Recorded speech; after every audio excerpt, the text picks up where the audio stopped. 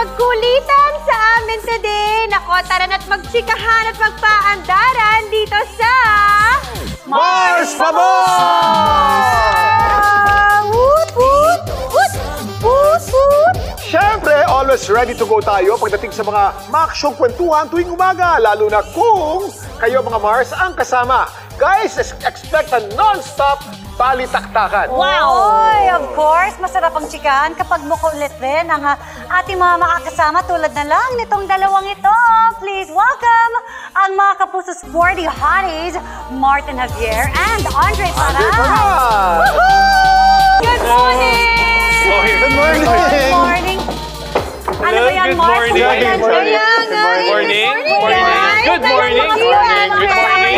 Hindi tayo nakapang-sporty nakatire, Ano ba Mars. nangyari? Oo. Parang kaming makikipag-hunting ngayong tatlo, di ba? Kaya nga eh. Siya yung animal. Yeah. Are you ready? Kami yung hunter. Let's go. Hands me down. Iba rin, no? Okay, kamusta naman kayong dalawa? Martin, ikaw muna. Okay naman.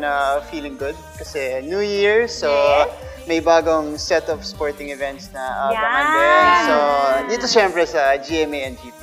Yan. Love it! Pars Andre!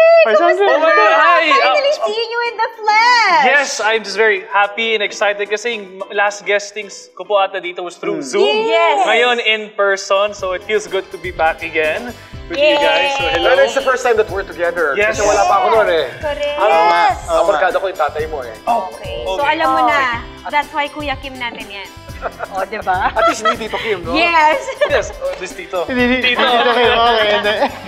Okay, ito na. Kilalanin natin ang mas mabuti sina Martin at Andre at alamin kung ano ba talaga ang kanilang tunay na saloobin sa mga simpleng bagay o mga realidad sa buhay na natitake for granted natin dito sa Truth Cam. Okay. Uunahin lang kung ano ang laman ng Truth Cam ni Andre. Let's see! Andre first. Have a look. Marami ang nag-wish na sana kasing tangkad ko sila. Kung alam niyo lang, hindi porket matangkad, komportable.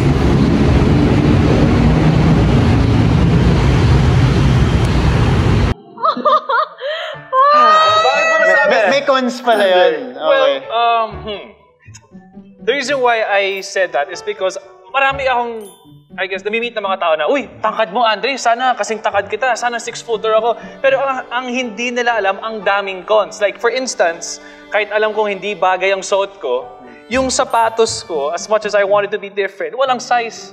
So, being told you can't have the shoes you want, tapos, yung example naman dun, legroom. Lalo na yung mga airplane, kotse. So, for those who want to be as tall as me, don't wish for it. Just be happy for what you have and who you are. Okay, just be thankful.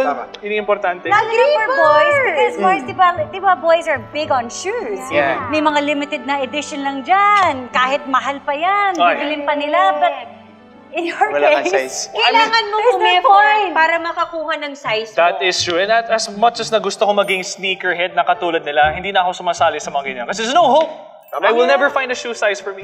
Right. Ayan. Okay. Sige, Yeah, mga next. Mars at Pars. Okay, ito, kung hugot sa height ang concern ni Andre, ano naman kaya ang laman ng Truth Cam naman ni Martin? Oh, watch this. Let's watch this. Uy. Uy, galing.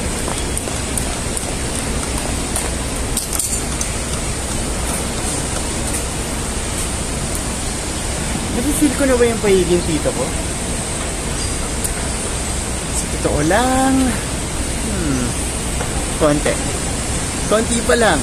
Pero ako medyo kinakabahan na ako. Pero so far, kahit minsan mabilis mapagod, pero kaya pa naman. Okay. Aba, So feeling mo parang tumatanda Tituhan. ka? Tituhan. Hindi. Unang-una, Ilang taon ka na ba? gano'ng kanda ka na ba? Kaya nga, nahiya ako sagutin to kasi nandito si Kuya Kim eh. Yan. Sobrang kondisyon. Grabe yung sobrang fit ni Kuya Kim. Pero ako pagod na. I'm 29, Kuya Kim. 29 ka pa lang! Dito na, anak ng tipaklong naman. Kaya nga po yan. Mahiya ka na, Martin. Martin. Mag-workout eh. Di ba, Pars? Hindi kasi feeling ko nung pandemic, medyo natigil lahat eh. So pati yung routine mo na normal workout, so parang hihilata ka na lang pag hindi ka pa nakapag-workout, okay lang. So, Bukas na lang. Bukas na lang, ganon. Tapos biglang, pag bumabalik ka na, ang bilis mo na mapagod. Right, and So, then your knee starts to hurt. Ganon. So parang feel mo, ito na ba yan?